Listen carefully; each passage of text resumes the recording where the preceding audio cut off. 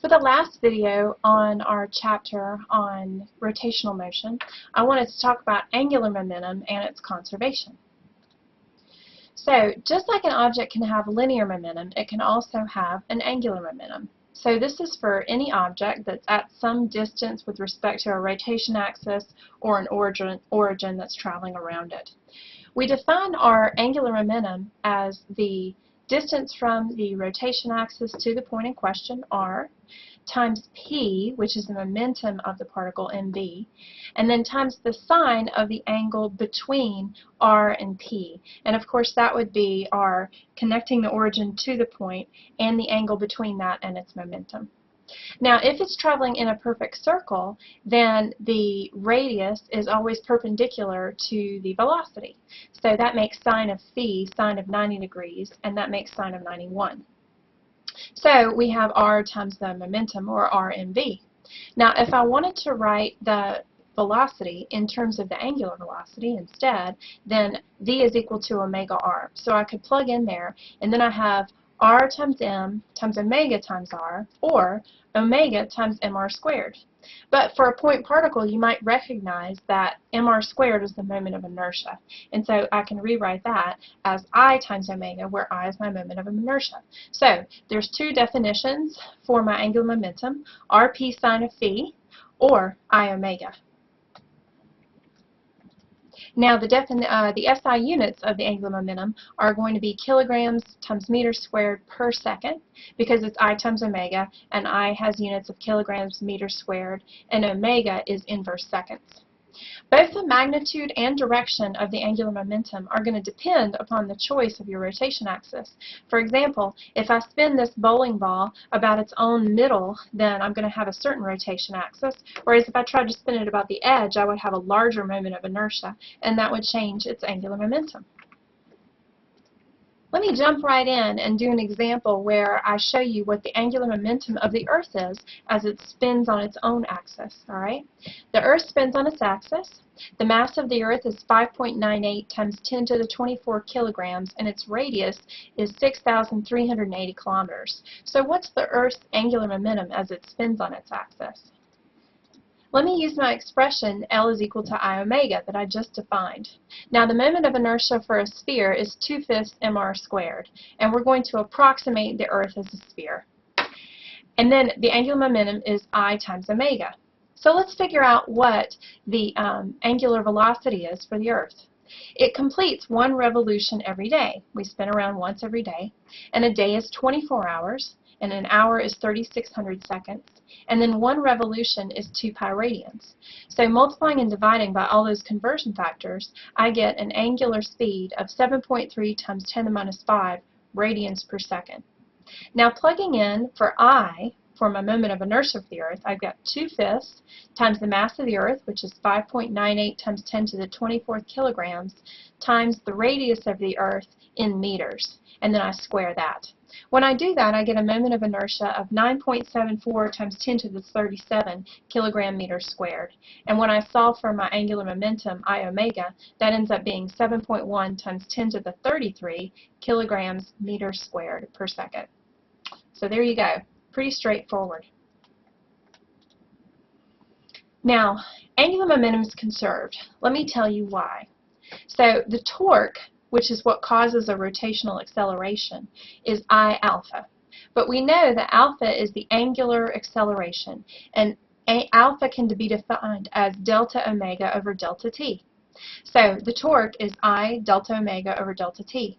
If I assume that my moment of inertia doesn't change, I can move it inside the delta, and I have delta I omega over delta t. And that gives me delta L over delta t, which is the change in the angular momentum per time. Now, although I've done this for a specific case where the moment of inertia doesn't change, this is actually generally true, that the torque is equal to the change in the angular momentum per unit time. Therefore, if there's no torque, in other words, if there's no external forces causing a body to change its rotation, and everything is internal to the system, then torque is equal to 0, which means that delta L is equal to 0. Well, if delta L is 0, that means it's conserved, that the initial value of the angular momentum is equal to the final value of the angular momentum. So angular momentum is conserved in the absence of an external torque. Now, just like regular momentum conservation, where we used it for all sorts of things, collisions, explosions, that sort of thing, we can say that the changes are internal to the system. As long as we can say the changes are internal to the system, we can use conservation of angular momentum to solve problems. So, for example, when would this hold? Let's say a skater is making a spin and she has her arms out and then she pulls them in. You'll notice that she always speeds up when that happens, and that's because she's reduced her moment of inertia. And because she's reduced her moment of inertia, then her angular velocity can go up. All right, so that's one example of angular momentum conservation, and there's tons of them out there. So if a system can change its rotational inertia internally, like the skater, she pulls her arms in, that's all her, right? Then the internal forces also change their rate of rotation. We have a whole bunch of conservation laws that we can use now to solve problems. We can use conservation of energy, we can use conservation of linear momentum as long as there's no external forces, and we can use conservation of angular momentum as long as there's no external torques. And physicists use these sorts of things all the time to solve a whole class of problems. So what we're going to see a lot of in these angular momentum conservation problems in this chapter is that the mass of an isolated system will, for some reason, undergo some redistribution, and that'll change its moment of inertia. And then you can apply conservation of angular momentum to solve the problem. So you'll have your initial moment of inertia times your initial angular speed will be equal to your final moment of inertia times your final angular speed. And that'll equal to some constant value. All right? Let me show you an example of that. All right. You might have watched a lot of sci-fi movies in the past, and you'll notice that in a lot of these sci-fi movies like Star Wars or Star Trek, the people are walking around the spaceship, and they're walking around like normal. I mean, it looks like they're walking around on the surface of the Earth. Now, I understand that it's not so easy for filmmakers to have people floating through spaceships, but it's actually not very realistic. In fact, if you're in outer space, there's no gravity if you're far enough from the Earth like you would be in Star Trek or Star Wars, and they'd be floating around like crazy. One way that scientists have thought of to compensate this for people that want to live in space for a long time is to have a space station that spins on its axis. If it spins on its axis, then there's a centripetal acceleration, and that can act like a false sense of gravity. In other words, it's spinning around. It would just be like one of those rides at the fair where you're thrown against the wall, okay? And that would make it so that there was a false gravity, a centrifugal force, if you will, pushing the people towards the outer rim of the space station. And if you choose the angular velocity and the radius of the station just right, you can actually use this to simulate gravity. Now, in that case, you would feel gravity and you'd be walking around on the outer rim of the space station. In other words, up to you would be towards the center of the station. And that's one way that scientists have thought of to get around the effects of having gravity in long-term spaceflight. Because if you don't have some sort of force pushing on you all the time, it's not so good for your health. It reduces your bone density, and there's a lot of other problems with it. Okay, so let's do a problem like this with sort of a cartoon example of a wheel space station that's spinning on its axis. That's one of these solutions to giving people a sense of gravity. So you have a space station shaped like a giant wheel, and it has a radius of 100 meters, and it's got a moment of inertia for the station of 5 times 10 to the 8th kilograms meters squared. Let's say that the space station is staffed by a crew of 150 people, and they live on the rim, okay? And that the reason they do that is because the space station is spinning, and their gravity is going to be simulated. So the rotation of the station causes the crew to experience an apparent free fall acceleration of g, 9.8 meters per second squared. But let's say they have a meeting and 100 people decide to move to the center of the station, and that causes the angular speed to change because angular momentum is conserved. So what's the apparent gravity now for the 50 people remaining on the rim, assuming an average mass of 65 kilograms per person? All right. So for these problems, one of the first steps that you should do is figure out what your moment of inertia is going to be before and after. Okay?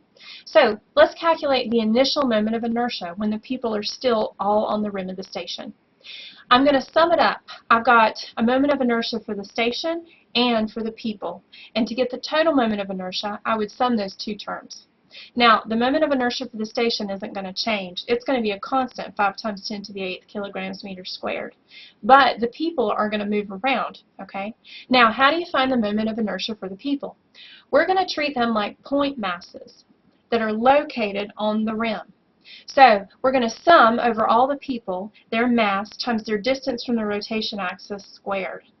All right, so when I do that, I'm going to get 150 people times 65 kilograms per person on average times 100 meters from the center of the station squared.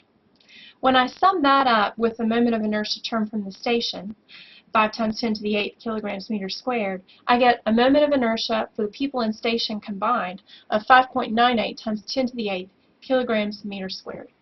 So that's before they all move into the center of the station. What happens after about 100 of them move in towards the center of the station? Well, I'm still going to have the moment of inertia of the station plus the moment of inertia of the people. And the station's moment of inertia is still 5 times 10 to the 8th. It doesn't change. But when I sum over all the people, what I'm going to find is that the ones that are at the meeting are at the very center of the station. So the distance for those people from the rotation axis is effectively 0. Okay?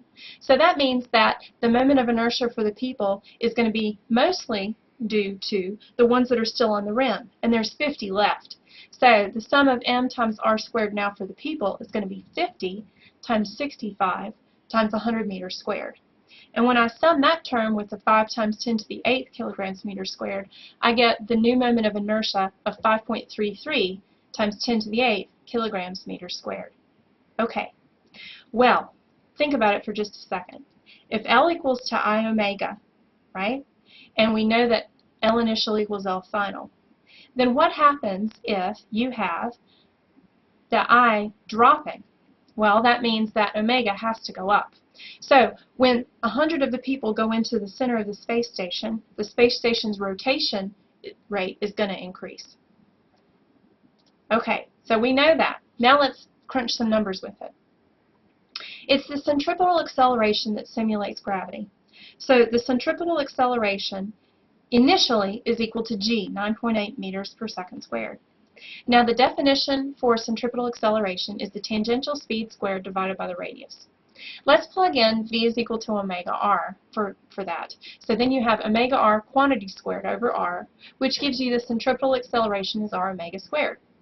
Now the centripetal acceleration is 9.8 meters per second squared for these people.